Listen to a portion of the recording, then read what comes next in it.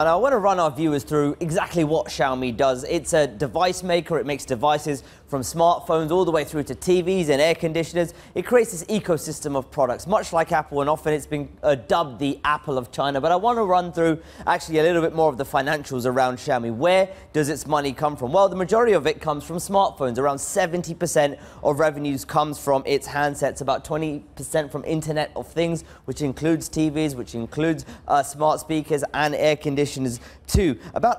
Just 8% comes from what it calls internet services. So this is the additional services such as music streaming that it adds on as well to its customers. Now I want to run you through as well where the profit is coming from. Has this company been making money? Well, yes, it has over the past few years. That has been increasing. In 2017, it actually brought in about 12.2 billion yuan of operating profit. So it does seem to be making money, but there are, of course, concerns over it being very reliant on its handset business. But how does it stack up to its rivals? Well, Xiaomi is the fourth largest smartphone player in the world, shipping about 91 million smartphones last year. But let's compare that to Samsung, the biggest smartphone player in the world, which shipped 317 million smartphones in 2017, and Apple 215 million iPhones in 2017. So it's a lot smaller than some of those bigger rivals. And I think that really does lead to some of the big risks around the company coming through to the IPO. One of those,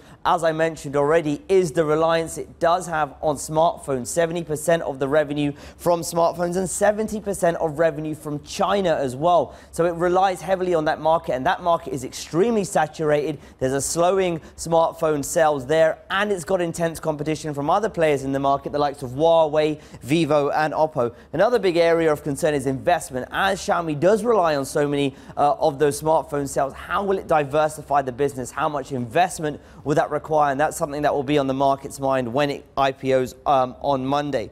Another big issue is expansion. Like I said, very reliant on China. It's beginning to expand into other areas of the world. India is a big market for Xiaomi, and it's trying to look at those other Asian markets. But of course, it wants to enter the US market too. Now, that's going to become increasingly difficult, as we've seen many of the intelligence agencies in the US warn against Chinese products like that from rival Huawei as well. So that could be a big concern for investors when shares start trading next week.